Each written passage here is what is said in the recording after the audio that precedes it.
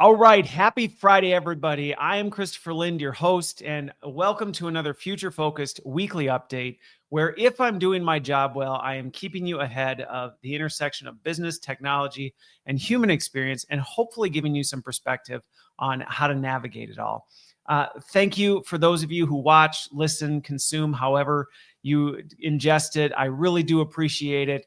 And I just would ask if you could, please do the social things. Share this, like it, subscribe, comment, all that good stuff to help others find it. And also just to let me know what you think, if there's things that I hadn't considered, or if you have different perspectives. I really do enjoy hearing things. And if you hadn't already heard, I am also trying to do every week a live Q&A on Substack at the end of the week after this. So that, if you have follow-up questions, I take some of the best ones that I get throughout, and then I actually do them again. And if you need help beyond consuming content, I also do this for a living. So if you or someone you know needs help guiding this on a more personalized level, you can find me on christopherlin.co and get my details and go from there.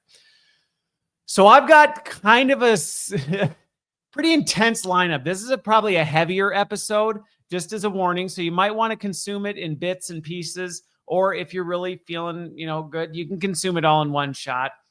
I'm going to talk about some of the latest findings from a Gallup report on worker wellness and thriving. I'm going to talk about Google Gemini, some of their latest updates. Specifically, I'm going to focus on VO2 and what that means for AI video.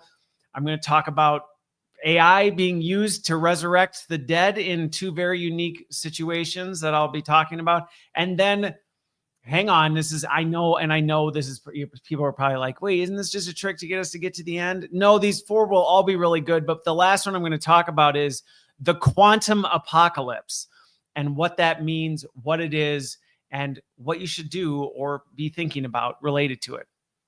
So there you go. That's what's to come. You can see the timestamps if you want to know when and where those things are going to hit. I'll get those done afterwards, post-production. So let's jump straight into it.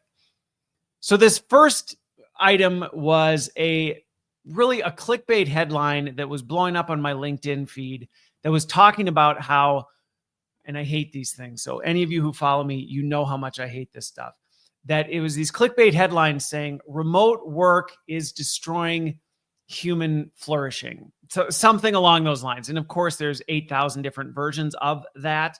But basically, that's what was being said based on, it just came out, Gallup's, it's called the State of the Global Workplace Report for 2025. If I remember, I'll put a link for it somewhere. Otherwise, you can just Google that and you'll find it. But anyway, it's a very robust survey study, out there about how people are doing in the world of work, and a lot of really good data around it, a very comprehensive report. You can kind of see where things are overall. Now, I will be the first to say it's not looking great, to be completely honest. Human thriving is going down big time. Engagement is low. There's some rough news in here, and I'm not going to hide that. But what I really wanted to focus on for the purpose of this was this headline around remote work is contributing to the degradation of human flourishing, and why not only can I not stand those kind of statements, but to unpack where there is some truth in what that is saying, but on a more complex level. And what do we do about it? Because the knee-jerk reaction, as many of the articles positioned it, was, well, see, here's more evidence why we need to get people back into the office, which not quite, because there's another statistic in there that contradicts that might not be the best solution. So I want to address this whole thing, because if you look at it, you will see that from an engagement standpoint, from a worker engagement standpoint, people how are they doing engaged with their work? Now, again, the statistics are really bad. It's like 21% engaged, 8 out of 10 people not engaged, 20% like actively disengaged. So almost as many people are actively disengaged as engaged. And if you've been in the HR space or just led a team, actively disengaged people can sink a whole ship. So having almost 20% of workers actively disengaged with well over half just kind of meh, I'm here, that 21% is not great on an average. So it's not great. But what was interesting is remote workers were significantly higher, almost 10% higher. On average, it was 31% compared to 23%. So logically, you might go, hooray, like here's a whole cheer for remote work. This is the data. And this is why if you think I'm just pro-remote, you're going to hear that that's not the goal of this. You could use that data and cherry pick it and say, here is conclusive evidence that remote work is better for people. They are almost 10% more engaged in their work. I don't think that's a fair way to approach this. Is it at least noteworthy that report that remote workers tend to be more engaged with their work? Yes, and I will give some context behind that because I've worked remote, I've worked in an office, I've worked hybrid. So I understand where this is coming from in the sense that when you're remote, you can deal with the shifts and tide shakes and all the other things of the office much better. It's easier to deal with the ups and downs and things like that. You balance out some of just the drama and the frustration of work because there's just things about it that you don't have to deal with that help you balance it. So it doesn't surprise me at all that remote workers are more engaged with work. They've got more headspace. They can, just deal with things better. So that good. To be clear, am I just saying, so therefore everybody should work remote? No. And this is where this other data point comes in that is now being, I think, cherry picked and misrepresented is when you look at overall life evaluation. So how are people doing overall? Again, not great. Just to be clear, only a third on average, and I'm not laughing like, haha, like this is bad. Only a third of people are actually feeling like they're thriving right now. 60% feel like they're struggling. So if you're somebody who feels like you're struggling, you're not alone. 10%, 9% technically, feel like they're suffering. So they're not just like, I'm really having a hard time. Like it's bad. So almost double digits are in that. Where it was interesting is that remote work actually scored lower than the others. Now, the gap was not as much. It was 36% versus 42% in an on-site remote capable. What's funny, the lowest was, just to be clear, the lowest was an on-site situation with no remote capability whatsoever. So if it was, hey, remote is the only, or on-site is the only option, there is no flexibility, that was the worst, 30%. So on those, they were bad all around. From an engagement, if there was no option to be remote, it was 19% engaged compared to 23% for hybrid and on-site with remote capable and 31% being remote.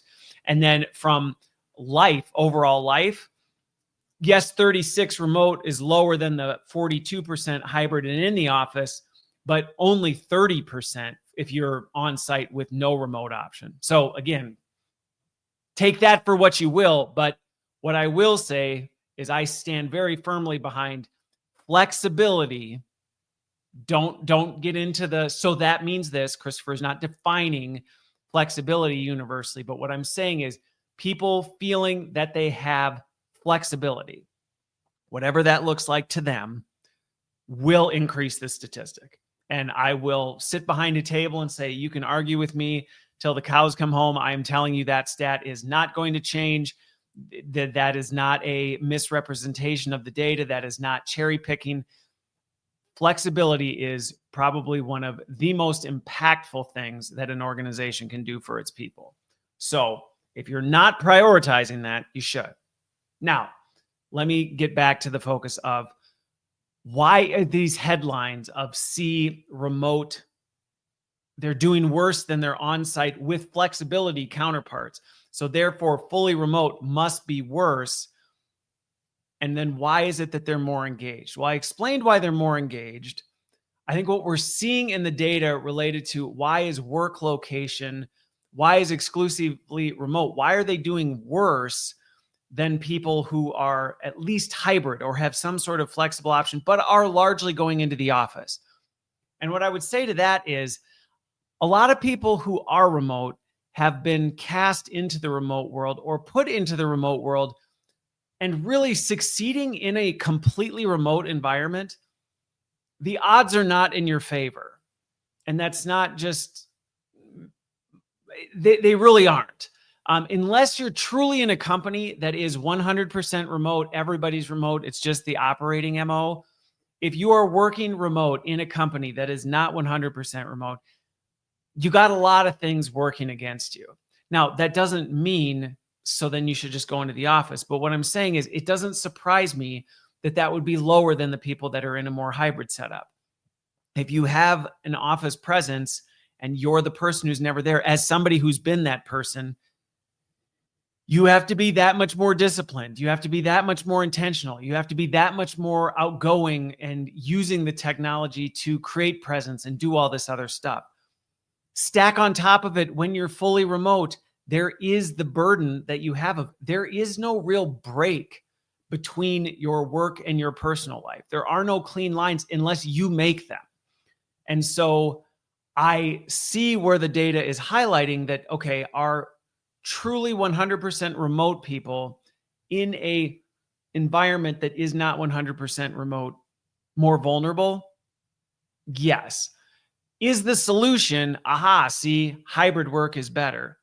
Well, given the fact that forcing people on site and not having the option is significantly worse in all categories, I would say anyone arguing that being in the office all the time is the best solution, this report conclusively seems to support the fact that that by no means is right. So then, is it just hybrid? You could make that case, but I think it has more to do with figuring out what flexibility looks like and then providing people with the support and resources they need based on their setup. I actually think the on-site, no remote capable could go up higher if the people in those environments actually were given support for how do you draw healthy boundaries? How do you, make sure you leave work at a reasonable time? How do you make sure, how do you make sure you take your vacation and sick time? Things like that. Like if you set those people up, you might actually see the on-site non-remote worker capability go up in engagement and thriving too. So I say all this because I hate when we see data like this and it gets exploited and cherry-picked to tell a story that we've already predetermined is the story, and then we back into it. I also think the fact that the story is about whether remote work is good or bad is the focus, when it's like, good grief. People are disengaged off the map and are struggling and suffering. And we're over here arguing about where they should get their work done. It's like we're standing on the driveway arguing about who left the front door open as the house is literally burning to the ground. So that's the other part of it that I feel is just not accurate and unfair and missing the forest through the trees. But I wanted to be able to give some clarity to this. And I would encourage you to go download the report. Check out the State of the Global Workplace report. I'm not sponsored by Gallup. They didn't pay me to say that. But it is a really interesting report to see the global dynamics of how things are doing, how they're going. You can see where globally certain areas are doing better than others. But overall, the data is not great. And I think we're focusing on the wrong stories rather than figuring out one thing that is clear from this report. Flexibility is better for work engagement and life engagement. Period. It's just better. That doesn't mean make everyone remote. That doesn't mean make everyone in the hybrid. What it means is figure out how do you help people have a more flexible life with that. Clearly from this report, people need support and help. They are struggling right now. I don't care who or what environment they're in or what the setup of your workplace is. Your people need help. There's no saying, I think we're good. I mean, unless your data and you run the same report is in stark contrast. But if this is the average, this is the average. This means that half of the things are lower than this. Just remember that too. This is averaged out. So if on average, thriving is 33%, 58% are struggling, and suffering is 10, that means there's a lot of companies that are in a much worse situation. So I brought up the DDI leadership report that I think is highlighting some of the crisis that we're in from a state of work. I think this Gallup report is also highlighting yet again why we have so much work to do. And you can look year by year how it's going. It's not going in a positive direction. It's not like, well, we're here, but this is on the way up. It's like, no, actually, I would say we're on the way down or staying flat. In some of the areas, we're going down pretty significantly. So anyway, that's where I'm at right now. I think, again, I'd encourage you to do that, but please, please, please, please, please don't get hung up in the what way of working is right. Please focus on flexibility is what people need. Let's figure out how to get them that and make sure that they have the resources they need to be successful in whatever setup they're in. And let's go from there. Okay. All right.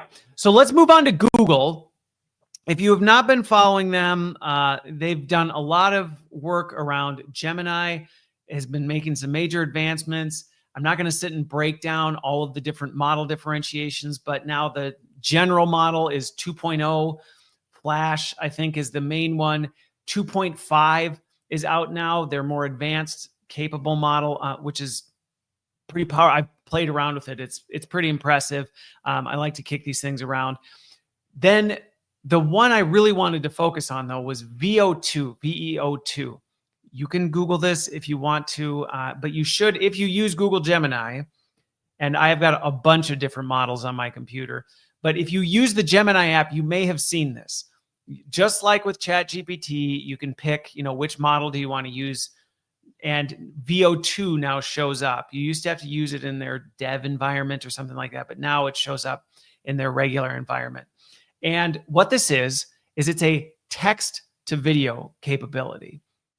You can create a text-based prompt, and it will generate an 8-second MP4 HD video based on what you told it. And it's impressive. It's impressive. Now, I'm not saying this is the first of its kind. I'm not saying all these other things. What I am saying is this is now becoming mainstream. So just like AI image gen, it took a little bit. You used to have like private credits to use it. It used to be a little harder to do it. Now VO2 is coming mainstream, and I think we're going to start to see this with other ones where everyday users, people who are just using the average app, have maybe, premium access through their Google account or something like that. Now, with the push of a button, click of a button, whatever, can now say, hey, I want a video of this. And I've played around with it. The outputs are stunning, to be candid. I mean, they are hyper realistic. The lighting, the shadows, the people in it, you would not be able to look at it and go, oh, this is AI generated. Now, granted, a lot of them look stock, like stock photography, but that's due to the prompt. And if you play around with the prompts, it doesn't necessarily look like, oh, you just went to, iStock video and grabbed a stock clip. Now, granted, it's only 8 seconds and things like that. So you might go, Christopher, why are you focusing so much attention on this? I'm focusing so much attention on this because just like I've seen over and over and over how people will see an image now, and as image gen has gotten better, people will see an image of something and it'll be used in a very creative way to enhance or blow up or, increase the clickability or believability of a news article or a post. A good example of this is when the hurricanes went through. There was all sort of AI slop that were fake images that were being used in news articles, shared all over social media that weren't even real. And I think people are starting to become, I don't even know that I would go this far, but we're becoming more aware that we should at least increase our awareness that just because you see a picture that looks real, don't trust that it is. Don't trust that it's even of a real place, of a real person. It might be completely fabricated. I think there's a growing awareness that that is a possibility, which can just heighten our attention. It can heighten our, scrutiny of what are we reading, things like this. But now that this is coming to video, this brings a new level of just caution that we need to exercise when we're seeing things. And you might go, 8 seconds. What's 8 seconds? Well, think about back when Vine was 6 seconds. You can communicate a lot in a few seconds. And if your goal is just to validate or verify or say, hey, look at this thing just happened, 8 seconds is an eternity if you're just trying to communicate something. Now, granted, the models are just trying to make sure they rein in abuse and things like that, make sure they aren't doing things. But you can drop in reference images. You can say, I want to make a video of this, and it's only going to get more advanced. So even if you look at it now and go, well, it didn't quite do it quite right. It didn't quite turn out how I thought. Yeah, but that was the same thing with AI image gen, where for a while, all you had to do was look to see if the text was messed up or if the person had a sixth finger. And you were like, oh yeah, it's AI generated. Now, I would say most AI generated images, you really can't tell if it's AI generated anymore. We're getting there with video. And so with things like VO2, now not only just being out there in the wild for developers, but readily accessible to the average consumer. So if, let's say, somebody wants to post a clickbait, rage bait post about this thing that just happened, and to give it additional credibility to make it more verifiable, they want to add a little 8-second HD clip that validates what happens. It's now possible with almost no effort. You literally could just take the content of the post and say, create a video that matches this. And within seconds, literally, I was playing around. It does not take very long at all. So what do you do with that? Because I can say this, I can make people go, oh my gosh, don't trust anything, all these other things. I think I'm going to give the same advice I consistently give as these things start to pop up, which is just slow down. Slow down and think to yourself, what really is this? And just because it's all over social media doesn't mean it's real. Things can spread so fast. So just because you've seen a video on, it made its way into this major news network, or it showed up on all these different social media sites, or it's making its way around, that doesn't mean it's real. It means that somebody could have easily just thrown a prompt into Google, asked for an 8-second clip of something, posted it, and for whatever reason, they perfected their prompt just right. And lest you think, oh yeah, but the models won't produce certain things. These things are very easy to jailbreak. And when I say jailbreak, I mean, yes, they're given governance. Yes, they're told not to do certain things. But if you are talented and you know what you're doing, I don't mean talented in like a negative way. Like if you don't know how to do it, you're dumb. That's not what I mean. What I mean is, if you are experienced and seasoned at messing with these models, you know how to prompt it or say certain things or include something as a prerequisite to the prompt that will allow it to work outside of the governing guardrails that it gives. So I share all that not to freak people out, but to create some heightened awareness. If all of a sudden you start seeing 8-second video clips associated with something, at least lock that in your head and go, that was oddly short, oddly specific, oddly really targeted to what that post was. I should at least do a little bit of digging and say, hey, was this actually a real thing? And take the time to do that. Please do that before you share things, before you like stuff, before you comment, before you let it even trigger your emotions, because there's a lot of stuff, and it's only going to become more prominent as technologies like this become so much easier. Literally, you can have Gemini on a mobile device, and you can quickly ask it, hey, can you make this video for me? And boom, but before you know it, it's on TikTok or YouTube or whatever. Or, hey, now and please don't hear me talking about this and think, oh, so it's all bad. No, it's not. I actually love the fact that if I ever get capacity or time to do B-roll footage or do some things to enhance some of the video I create, I love the fact that instead of having to scroll through iStock or try and do all this and spend hours doing it, I can go, I know exactly what I want. Can I just get a video that portrays this concept and get it exactly how I want it? I think that's fantastic. I really do. So there are some really good, healthy, beneficial ways we can use this. It can streamline a lot of time wasted for people, but we just need to be aware it's there so we can have our eyes open, our ears open. We can be paying attention for this stuff. And so when we see something, it at least forces us to pause and go, what is the poster or the person behind this trying to do? What are they trying to accomplish? And is this video elevating that?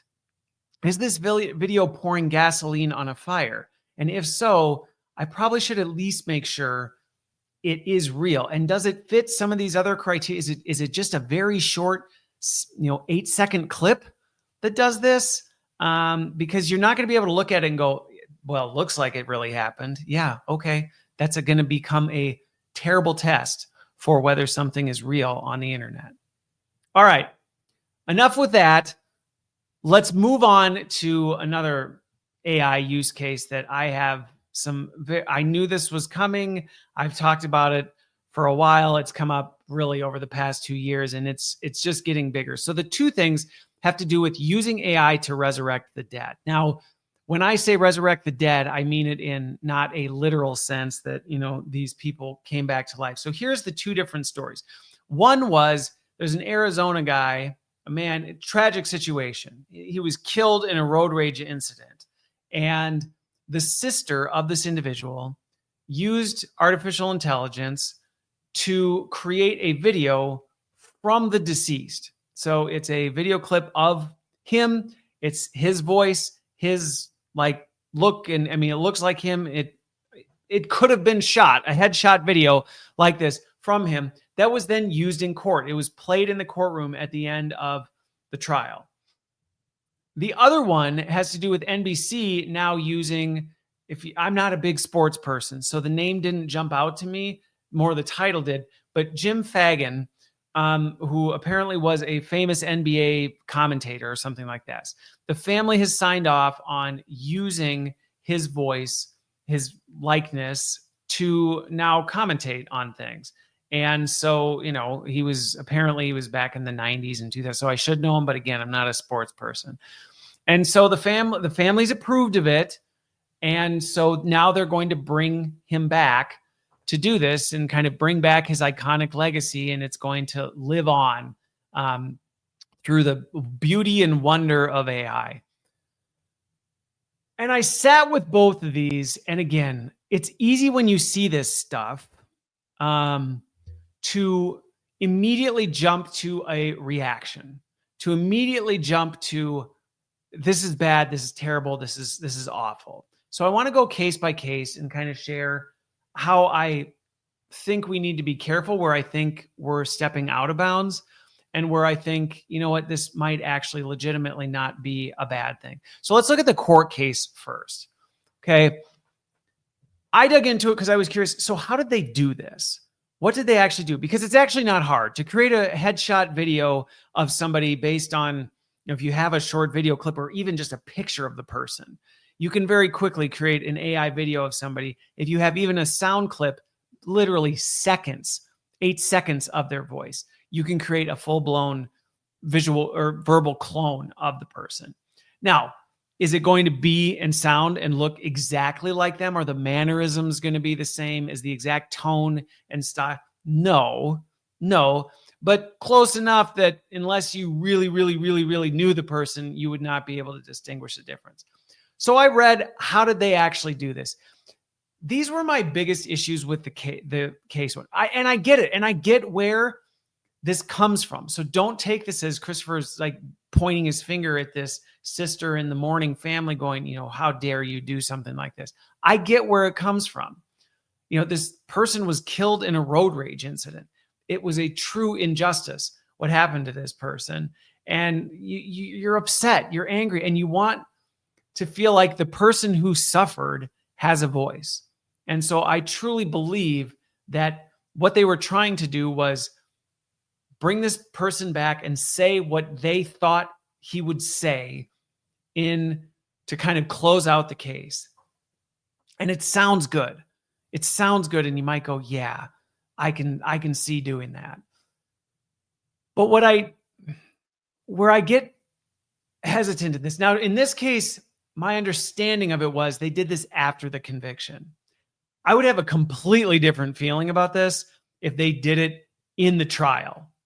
In fact, I think if we start seeing AI likeness videos and stuff used as evidence in the case, I would say that is completely unreasonable because it's not actually the person. Because here's where my real issues with it were, or my concerns. Okay. The words he said were not his. The sister wrote it based on what she felt he would say. So that's where I really go, okay, see, this is a little bit different now because you're now asking this person who is no longer here to be able to say, hey, that's not what I would say, or that's not how I would want to be represented, or that's not even how I feel about it, type of a thing. You're now manufacturing what you believe they would say. And I have real issues with that, even in situations like this where it's like, well, but he didn't say that. And you're representing it as though he did. And you can say, well, you can put all the guardrails around, go, well, this is AI. This wasn't written by him. This wasn't, what he didn't consent to this. This is just our best estimate of this. But it wasn't, and you're not just doing like a documentary. You actually are using his likeness to be the person delivering it. And that's what makes me really, really uncomfortable with things like this. Now, here's where I would say, okay, look, I could see something like this being acceptable. Let's say this individual was very sick in the hospital and somehow had a traumatic injury that resulted in grotesque, deformities, and he lost his voice and whatever. And he wrote a script out and wanted it to be represented as a version of him that wasn't this. And he consented to that. Okay, I could see that. I could even maybe get on board if it was something that he did, wrote, said in the past, and now was pulled together and, you enhanced it with a version of him, a likeness of him, but it was actually his writing, his words, his thoughts. I could start to see where you would go, well, maybe. But even that, you're like, but would he have consented for this purpose? Would he have wanted this to happen for this reason? And to be clear, this is not, I have an allergy to saying you should not, you should. I think these are the kind of ethical questions we have to wrestle through. And so I share this and share some thinking around this because this is going to become something that is going to become readily available, something that can happen. It's going to become commonplace. And we're all going to be faced with the opportunity to do something like this. You lost a loved one. Well, you know what? I want them to give their eulogy. And I want them to say what I think they would have said. Well, boy, I don't know that. I think you should really, really wrestle with that. Now, on the other hand, if you have a journal entry from your deceased loved one and you'd like to recreate it and hear it said in their voice, so that it just carries different meaning, and maybe even have an AI like enhanced and enriched what truly was theirs without necessarily manipulating or twisting it for another purpose. Okay, then there seems to be more room in that to play within the ethical boundaries. Now, I'd love to hear your thoughts on this, but that's where I sit wrestling through this. Now, as for the Jim Fagan one, or Jim Fagan, This is one I really felt more strongly about, as I don't think this is an okay thing to do. One, when I look at what it is, it's really about the family and the network wanting to make more money off Jim Fagan. To me, that's a form of exploitation. He is gone. He is not here. Anything you're going to have him say is not actually him. I don't personally think it's going to go over well with fans and things like this. The second people find out that it's not really him and what they're doing, I don't think it's going to land well. I don't think it's going to land well. This isn't like a thing where, you had 80% of something and the person unexpectedly died and it's either scrap the whole thing or fill in the gaps of what we already knew they were going to say or do. We just don't have them here to do it. And so you're bridging a gap type of a thing. This is literally manufacturing, like, well, now he's going to come back and be the voice of this thing, but it's not him. It's not his perspective. It's not really who he is. And the network's benefiting from it. His family's benefiting from it. Can I empathize with why people would be tempted to want to do this and how you could easily convince yourself this is actually a really good thing? Oh, people loved him. It's a way for his legacy to live on forever. It's a way for us to benefit. He would want us to benefit from this type of a thing. If you want to believe that this is totally fine, you can completely convince yourself there's nothing wrong. There's a million reasons you can do this. And my goal isn't just necessarily to say, if you do, you're 100% in the wrong. My goal in talking about this is to challenge people to be thinking through these things and wrestling through them. And actually say, because if I were to talk to somebody who is involved in this, family member or not, I would say, have we considered these things? Have you thought about this? Have you considered how Jim may actually feel about this?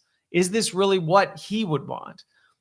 Or is this us projecting our own desires and using this as a creative way to justify or, make ourselves feel better about what we really want, and we want to use him? And to me, this is exploitation. This is a clear case of exploitation.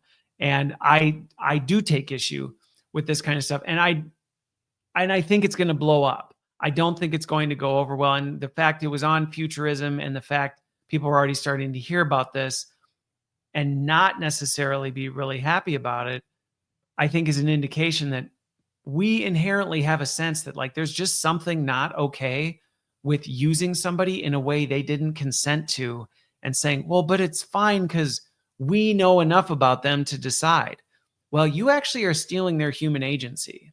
And just because they're dead doesn't pre-authorize you to use someone's likeness however you see fit because you think, I just think of, like, if a loved one of mine passed away, I would not just go, hey, there's an opportunity for me to, I would not, just to be clear. And this isn't just, people, if I were to die unexpectedly and people reached out and said, we really loved Christopher's perspective on technology and all these other things, and they pressured my wife to say, why don't you just create an AI version of Christopher to make weekly updates every week and just feed it these things? It's been trained on literally hundreds of hours of his perspective and these other things. And you knew him well enough to know how to prompt and, nudge it to kind of think through the lens that you knew the lens he had.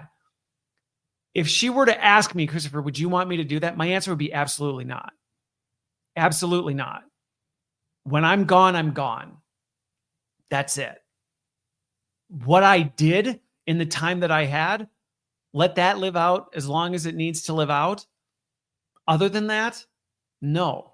And I would even tell my kids, look, don't create some AI version of a thing. If you find a script of mine or something I wrote and you want to, use AI to help preserve it in a more consumable, meaningful way, okay, that I'm fine with. Don't make it do something I did not say, yeah, that's what I would say, or that's how I would say. Don't even remix stuff. Don't even take certain things that I did and then mash them together, because I don't have the human agency to say that is what I would say or do.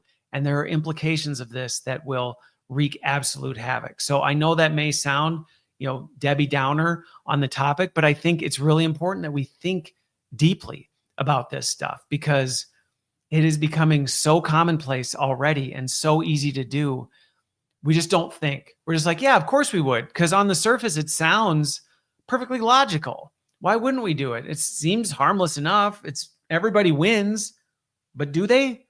And do we even really have the data to support that? I would say, first of all, one, I've got enough from my worldview to know that it does not going to support it, but it's still too early. Even if you don't subscribe to that, I'm already starting to see data come out showing this does not end well for folks. So, but it's something we're going to have to wrestle with.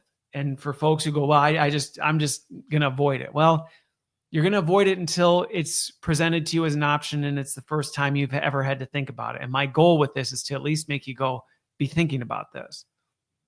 Like I said, I mean, clearly, I've already thought about if something were to happen to me unexpectedly, I am done. My time here is done. My voice no longer continues. That is where I would stand regardless of what could come from it. So there's my thoughts on that. Like I said, if my philosophy changes, and by the way, please don't take that as an oversimplification of things. Hopefully you've seen through this. Even for me, I've had to wrestle with this all week. This isn't just a like, oh, here's my decision. And I think it's a very personal thing because only the people involved in this can really weigh in on the intricacies of it. So I can give some guiding principles. I can give some high-level frameworks that I think people need to take seriously. But then you actually have to do the work. You can't just say, so Christopher, should I or should I not? Well, you're going to have to decide that. I may have an opinion based on having more details. But okay, let's go on to the last one, the quantum apocalypse. This one, both somebody sent me and I came across my news feed and I had people say, Christopher, what do you think about this? I'm starting to see this stuff about the quantum apocalypse. Now, this was on a Wired article, and it was, I don't like the fear mongering. The headline of it, if you want to look it up, is actually the quantum apocalypse is coming. Be very afraid. Leave out the second part. I think there's merit to what this is. So I want to explain what it's getting at and why it is something I think we need to be paying attention to, or at least cognizant of, while at the same time, I don't think that be very afraid is very helpful. I think people are already dealing with enough fear and uncertainty and anxiety around things. But basically what this article was really focusing on is, and if you want, you can go back and look at other videos where I've dug deeper into quantum computing and what the implications of it are. So I'll do just a high level thing. At a high level, basically what it is once quantum computing takes off, everything we've ever known about security, data privacy, anything digital just gets blown apart. You thought this couldn't be hacked. You thought this was secure. You thought this was protected behind this and that. Well, forget it, because a computer can do an infinite number of years worth of computations in seconds and crack anything. It will decrypt any encryption key. It will decrypt and it'll hack through any firewall. It'll get around any sort of whatever. And so what it's talking about is the apocalypse is coming, in that it does seem, and I would agree with this, it does seem that at some point this will break out, like not break, like it's going to happen. Quantum computing, and which is why, and I know I got lots of heat for it, for saying, Willow shut down. People are like, no, prove it. I'm like, look it up. Like they got quiet real quick. Microsoft's also been a lot quieter with their, I can't remember the name of it, but anyway, this is coming, and regulatory bodies are coming in trying to govern some of this stuff because they do realize this is very serious.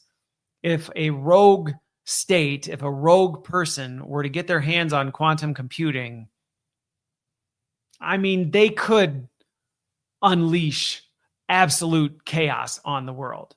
I mean, you name it, they could do it. Shut down the power grids, deplete the entire economic system of all its money, forgive every single debt on the planet, wipe out a company's entire like bank account. Like whatever they wanted to do in theory could be accomplished. And that's not just speculation.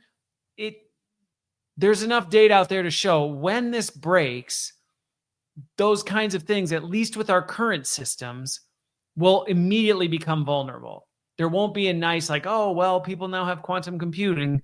And so we've got, 10, 15 years before we really start to do stuff. Because again, when you think about an infinite number of years worth of computations done in minutes, infinite into minutes, you can imagine how quickly you could go, well, I'm not just going to focus on hacking this one government. I'm going to hack all the governments all at once, because why not? That would normally take an eternity, but now it's going to take 15 minutes.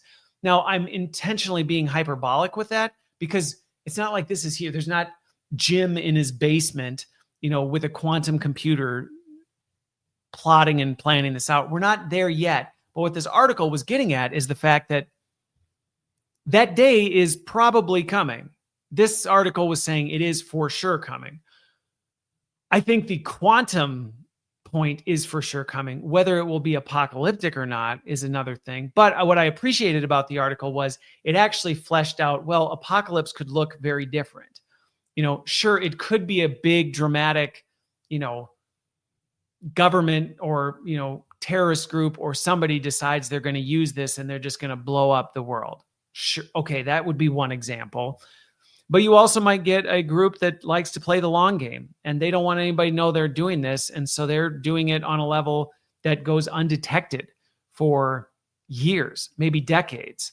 So we might not even know that the apocalypse is on us and that at any point this switch could flip. And I think that's what it was getting at with the be very afraid, that is a reasonable conclusion to take, is we're not necessarily going to know when this happens. We're not necessarily going to know when said rogue state has this technology, and we aren't going to know what they're doing with it because it's going to be quantum technology in a non-quantum world.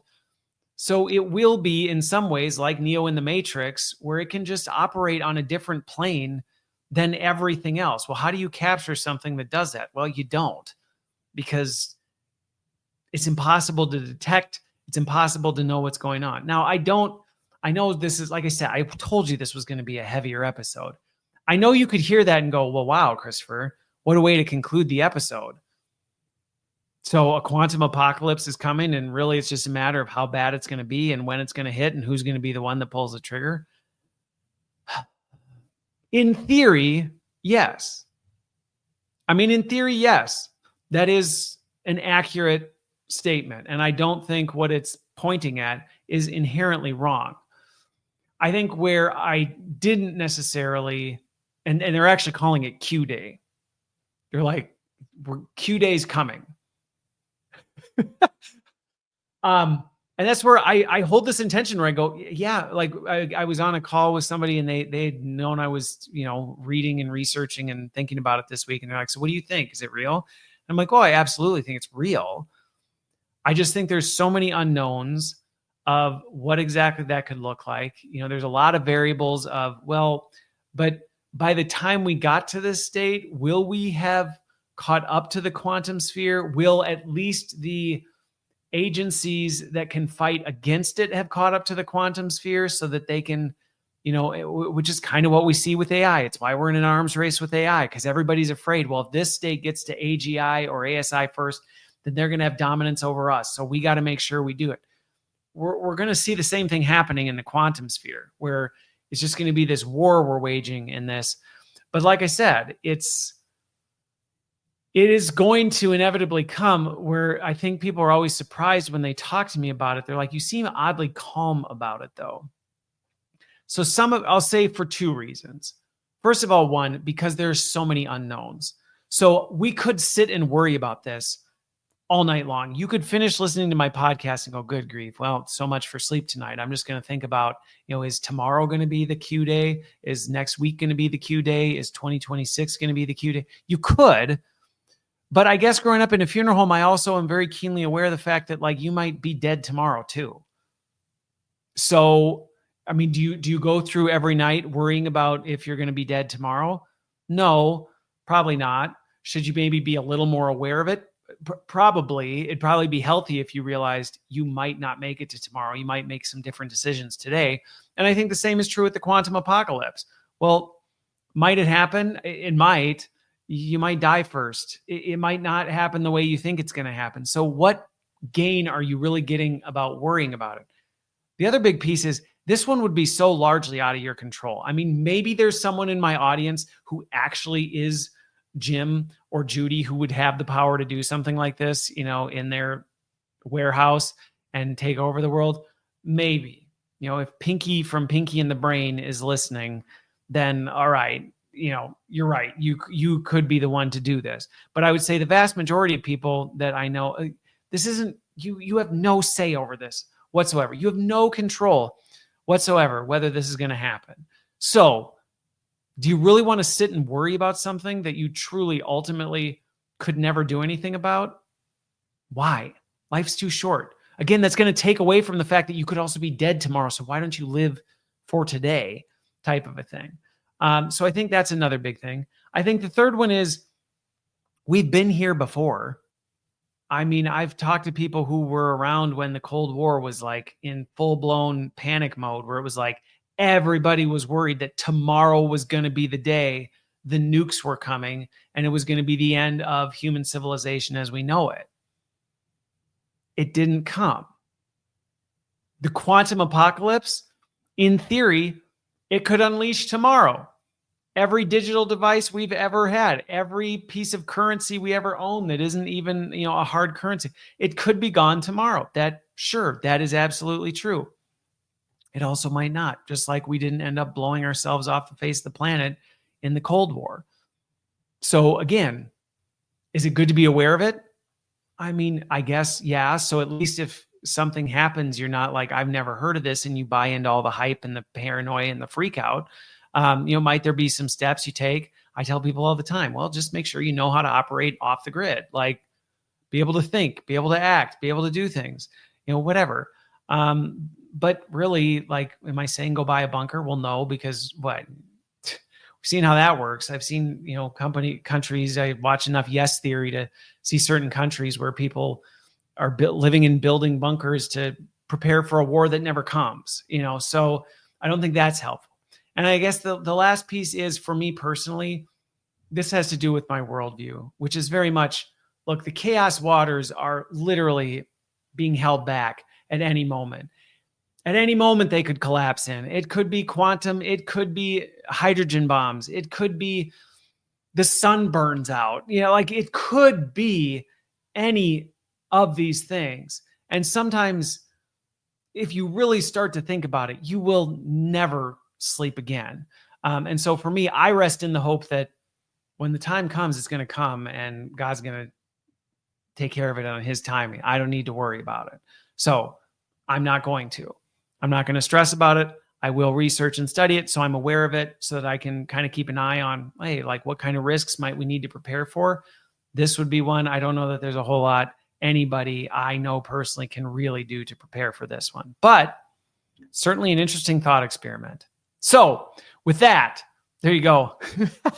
We'll end the episode on the inevitable apocalypse that may or may not come. And, so go out, hug your kids, kiss your wife, have a great weekend, and we will see you on the other side.